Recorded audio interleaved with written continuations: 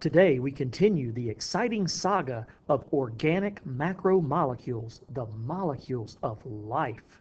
Specifically today, we'll learn about nucleic acids, the macromolecules that are found inside the nucleus of nearly every cell in your body.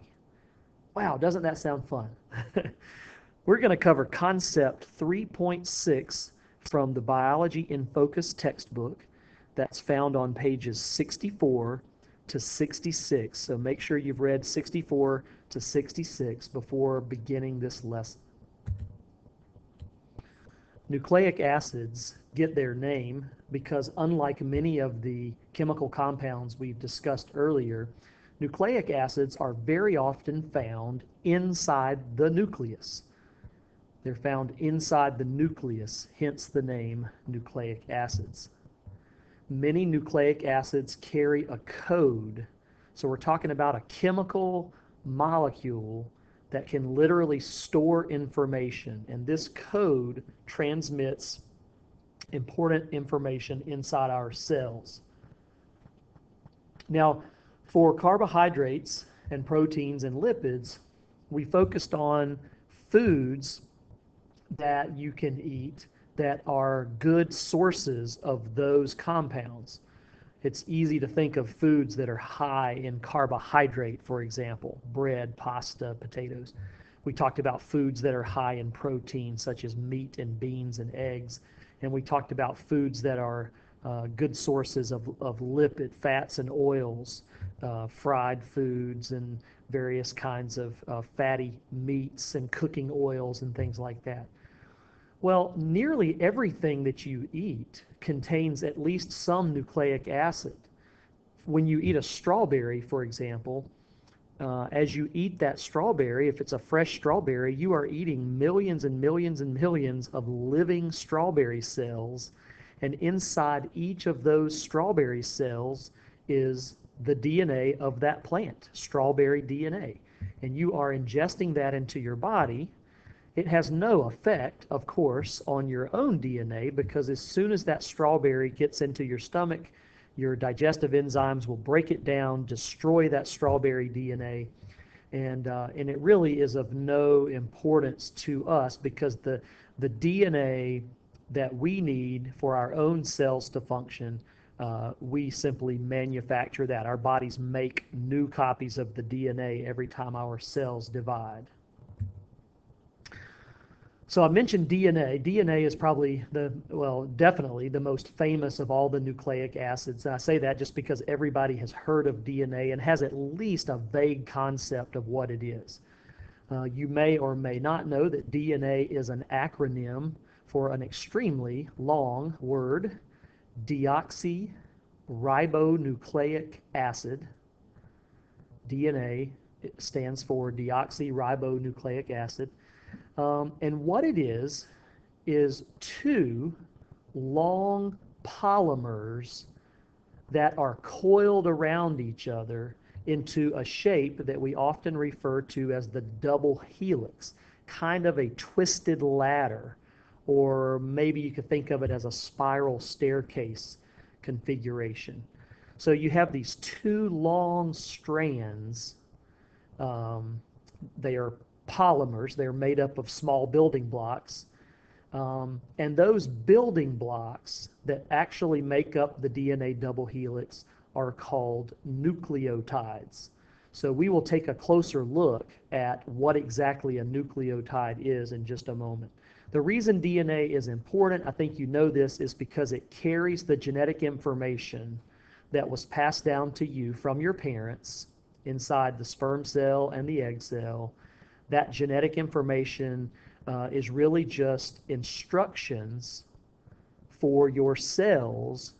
The information in the DNA tells your cellular machinery which proteins to build and how to build them. So, we have a lot of ways of thinking about this. You might say, well, DNA is important because it makes me have blue eyes or brown eyes. DNA is the reason I'm tall or I'm short or have curly hair or straight hair, and all that's true. DNA is the reason you look the way you do. But really what DNA does at the cellular level, DNA functions as a set of instructions for how to build proteins. And it's the proteins that really determine your eye color, whether your hair is curly or straight, all of that. But the DNA tells your cells how to build your proteins. Your proteins are a little bit different from my proteins because your DNA instructions are a little bit different than my DNA instructions. So the process of building proteins inside cells is called protein synthesis. And it simply could not happen without DNA. DNA carries the instruction book for how to build proteins. And we're going to spend an entire unit, I believe it's unit 6 in the DNA curriculum, learning how DNA directs the process of protein synthesis and how all of that works inside our cells.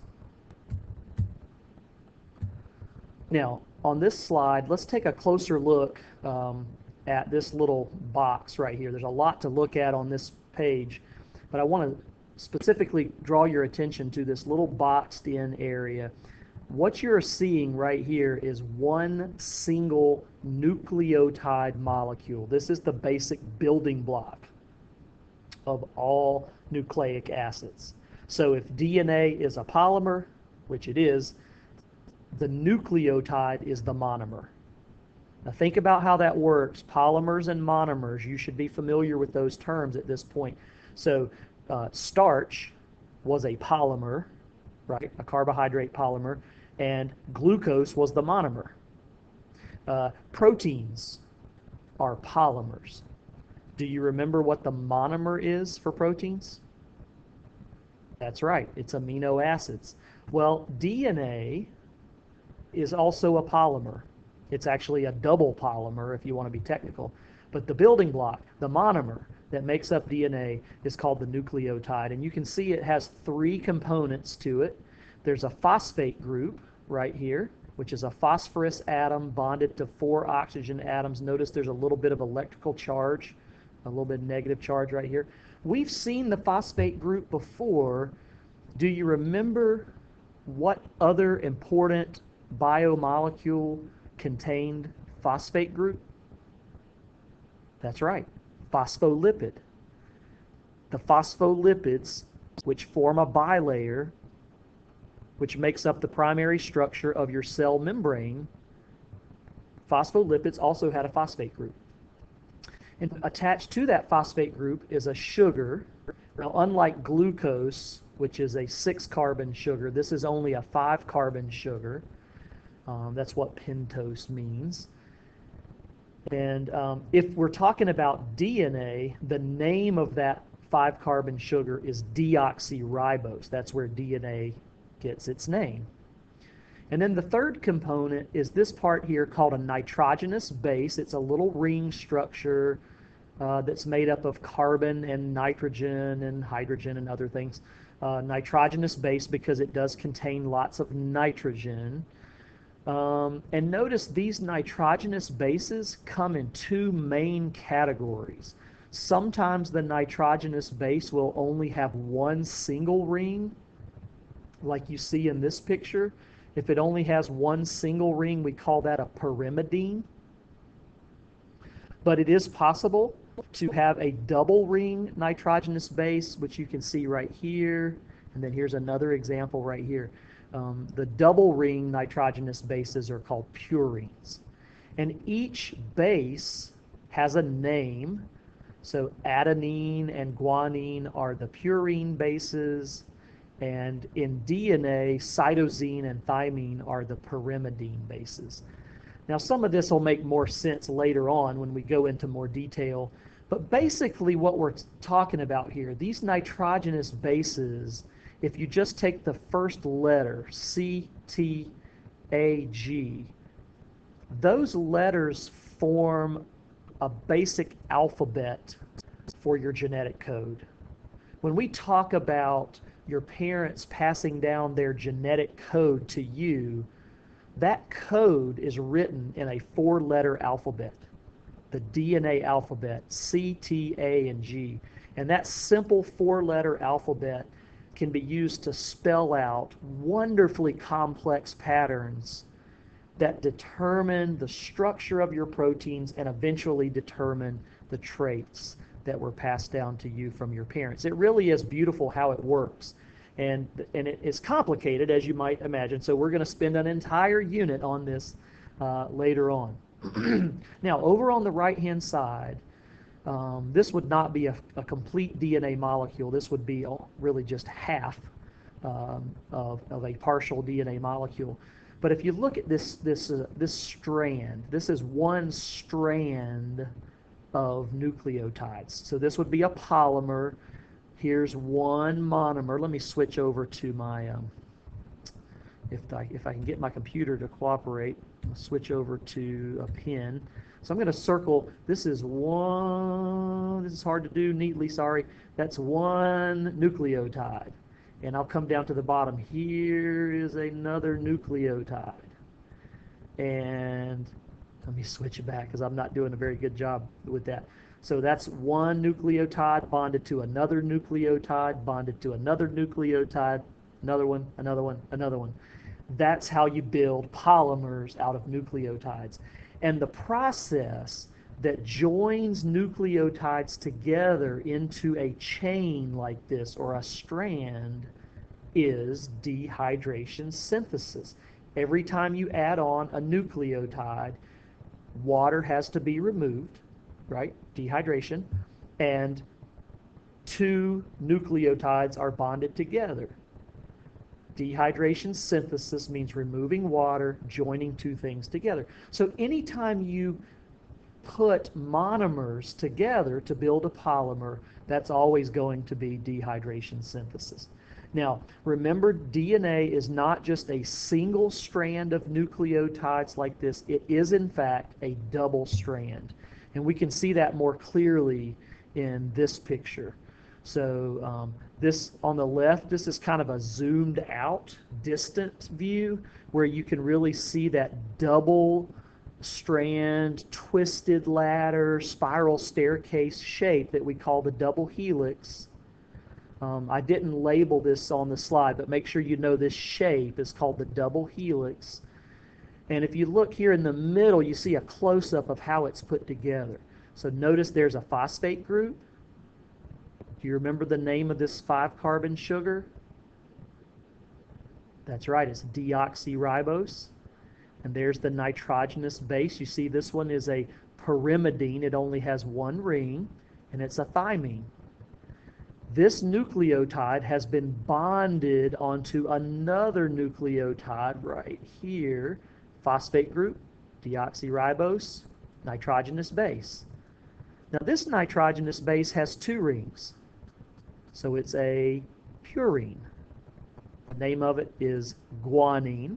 So this is a T bonded to a G. The next one is a C.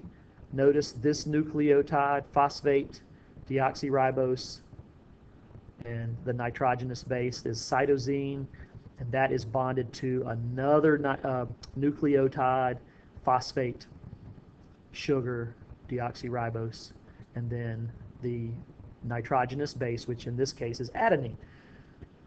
And on the other side, we have another strand. So here is another strand of nucleotides. It's kind of flipped. They're kind of upside down compared to the other side. But this makes a two-sided molecule, a double-stranded molecule that is actually twisted into this double helix shape. I wanted to point out in the middle, in between the nitrogenous bases, in between the C's and the G's, in between the T's and the A's, you see the little pink dotted lines? By now you know this. Anytime you see dotted lines, that represents not a covalent bond, not an ionic bond, but a hydrogen bond.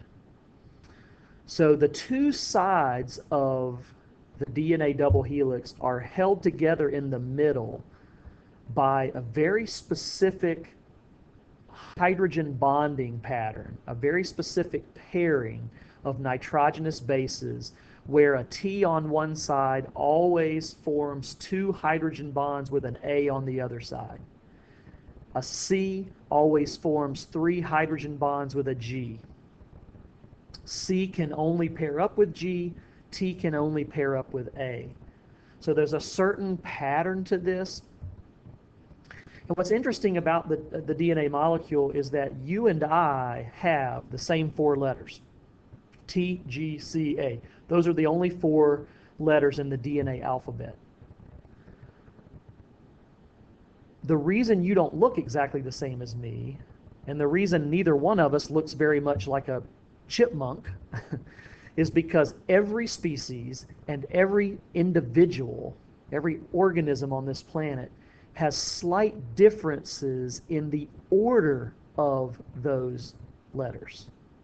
So this is a way oversimplification, but let's just suppose that the pattern T, G, C, A codes for brown eyes, which is what I have.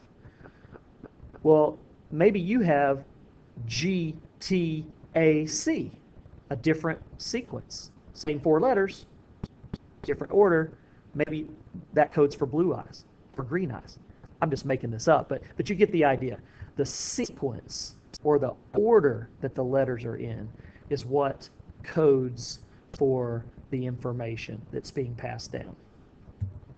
Now, DNA is really good at storing this information inside the nucleus of the cell, but DNA has to have help transmitting this information out to the protein building machinery of the cell, which are the ribosomes. So DNA alone, even though it's tremendously important, cannot get the job done. DNA cannot do its job without the help of a similar molecule called RNA. So RNA is also a nucleic acid. It has a slightly shorter name. RNA stands for ribonucleic acid.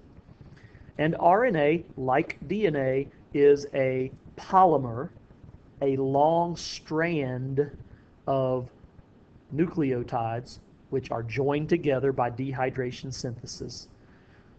But the big difference is, remember with DNA, you had not just one strand of nucleotides, you had 2 separate strands that were joined together in the middle by hydrogen bonding. Well, in the case of RNA, we'll look at a picture in just a moment. RNA only has 1 strand of nucleotides, so it's exactly half the width of DNA.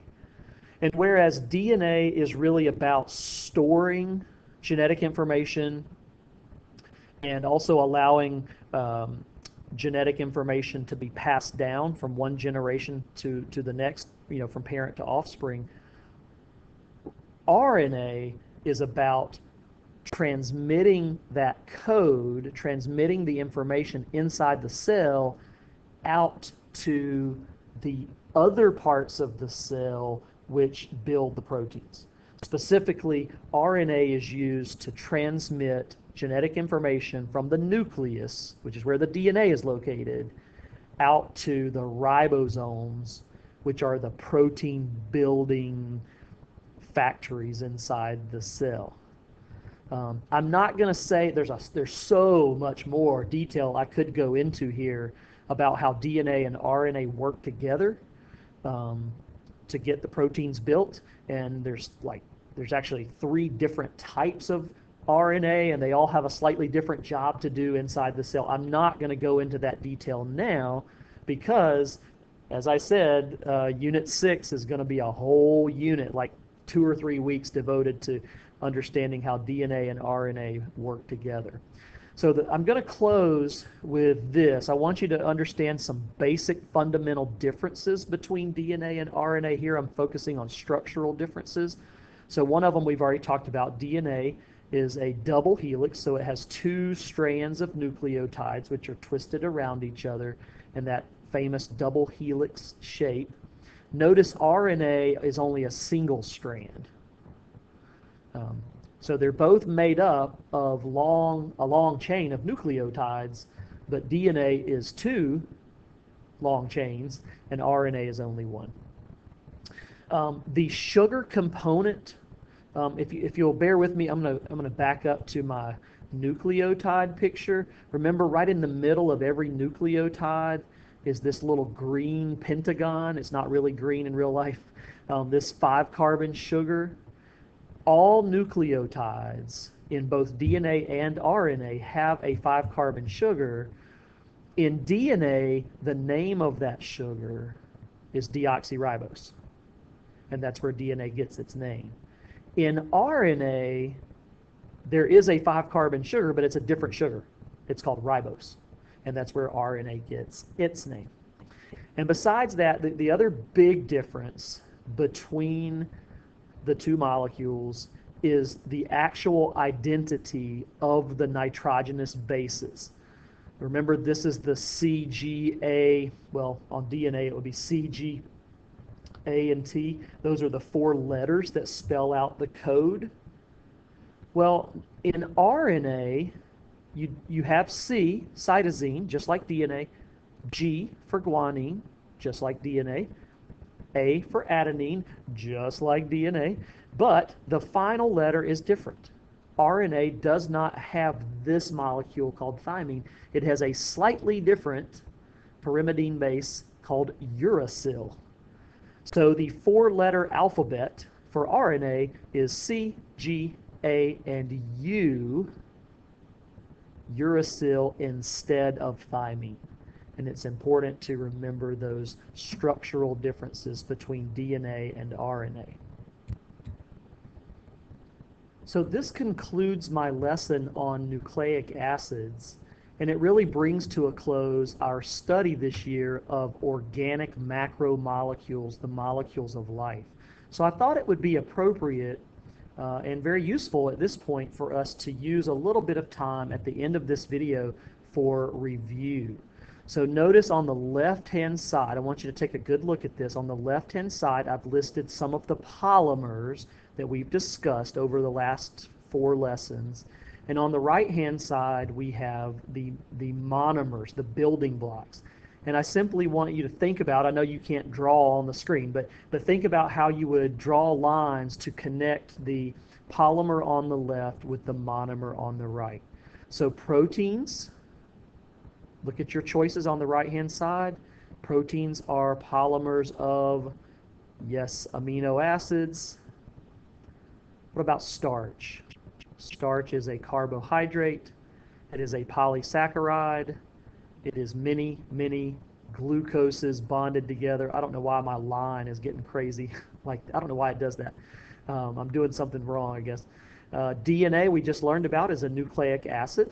The building block of nucleic acids, why is it doing that, is a nucleotide.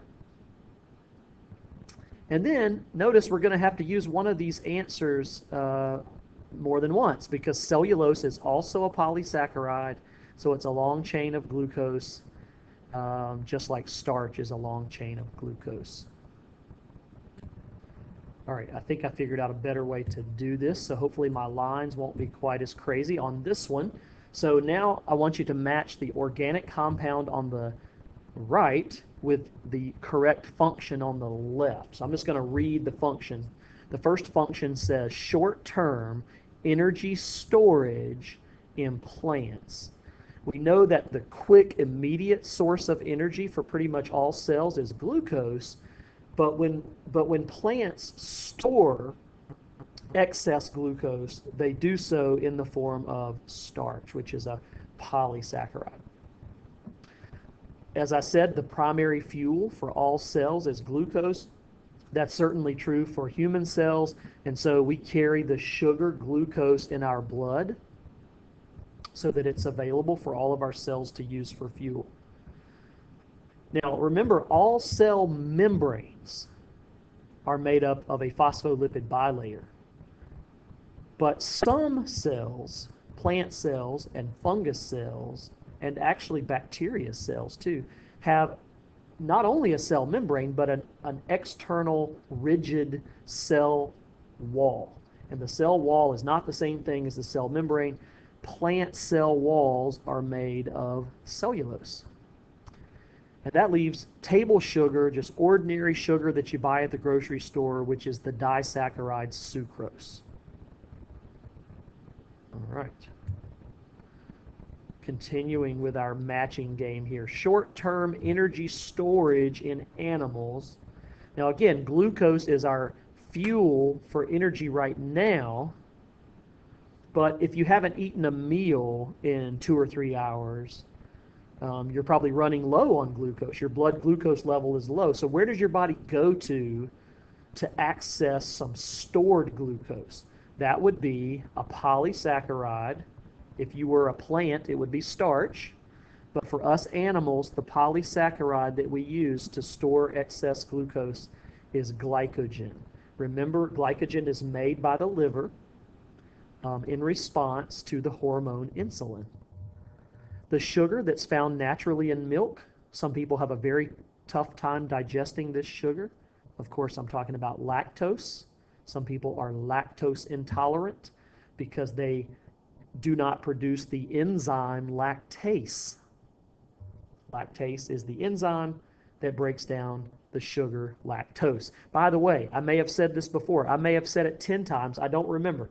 But in biology, if you see a word that ends in ose, O-S-E, it is a sugar, or it is some molecule that's made from sugar. Ose means sugar in biology. On the other hand, if you encounter any word in biology that ends in A-S-E, I'm writing that with my finger so it's a little messy. ACE means enzyme. That's good to know. That will help you tremendously if you remember OS for sugar, ACE for enzyme.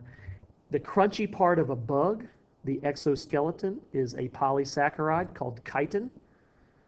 And the sugar made by plants in photosynthesis, I'm just going to go around loop-de-loop, is good old glucose, the most important monosaccharide of all. Glucose is the blood sugar in animal bodies, providing our main fuel for cellular energy. It is also the sugar made by plants when they do photosynthesis. Okay, here we have proteins listed on the right-hand side. I think those are all proteins. And on the left, you have functions. So transports oxygen in the blood. Look at your choices. Which of these proteins is found in red blood cells and attaches to oxygen so that we can transport it throughout the body? You guessed it. Hemoglobin. Fingernails, hair, claws, rhinoceros horn. Those are all made up of a very tough fibrous protein called keratin. The strong, stretchy protein found in ligaments and tendons and also in cartilage is collagen. And perhaps the most important group of proteins of all, the proteins which regulate and speed up chemical reactions throughout our bodies, are enzymes. Make sure you remember this. If you don't remember anything else, make sure you remember that enzymes are proteins, not lipids, not carbohydrates. They are proteins. And I don't remember how many more of these I have. Several more. Okay, let's keep going. This time we have steroids on the right, which are lipids, remember, and functions on the left. So helps with absorption of calcium. That would be vitamin D. The digestion of fatty foods would be a steroid that is made by the liver and stored in our gallbladder, and it mixes with food as it passes through the small intestine to help break down fat. That is bile. The natural anti-inflammatory steroid is cortisone, sometimes called hydrocortisone, and the female sex hormone, of course, is estrogen. All right, take a moment to look at these before I give away the answers. You have functions on the left and lipids, various lipids on the right. Oils found in seeds. Think canola oil, peanut oil, soybean oil, corn oil. If it's an oil, it's liquid at room temperature, so it is an unsaturated triglyceride. Long-term energy storage in animals. Notice long-term. We know that short-term energy storage in animals is going to be the polysaccharide glycogen. But if we need to store energy for months and months, like a bear who's getting ready to hibernate, how does that bear store up large amounts of energy? Of course, as fat, right? Saturated triglyceride, which is fat. Cell membranes, not cell walls, cell membranes, there is a difference. Cell membranes are made out of a phospholipid bilayer. And finally, prevention of water loss from leaves. That's called the leaf cuticle, which is a thin layer of wax usually on the top surface of leaves and also fruits. Okay, on the right, we have just a hodgepodge of different organic compounds. And on the left, again, functions. So protein that allows muscles to move. There's two special proteins found in our muscles. One is called myosin, and the other one is called actin. That was one of the examples that I gave you of proteins. Protein that kills bacteria, actually technically it doesn't kill bacteria, it attaches to the bacteria so that it will be killed by other parts of your immune system. We're talking about the protein called antibodies. The genetic code is carried and stored as DNA, which is a nucleic acid. And hormones are molecules that travel through the bloodstream, and they act as messengers. They allow one part of the body to communicate with another. Some hormones are steroids, like estrogen and testosterone. Many of them are protein hormones, like insulin and glucagon and many others. So I'm talking about hormones being chemical messengers in the body. And that, my friends, is that. I'm going to end it right here. I hope you have a terrific day and much fun studying your notes on organic macromolecules, the molecules of life.